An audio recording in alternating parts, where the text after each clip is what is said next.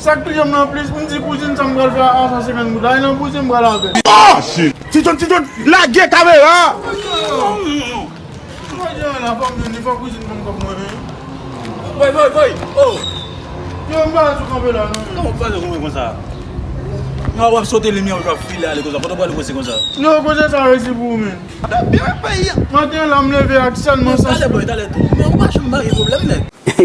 Non, mwen jen sa ba énervant men. Matin la me leve a sel 150 gout men.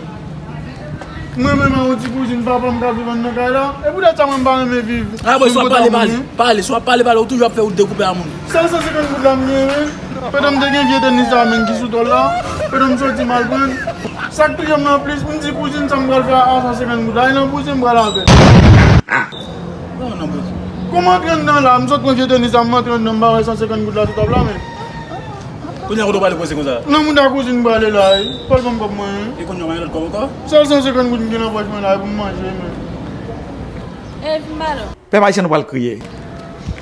On fait ça. Ah, shit.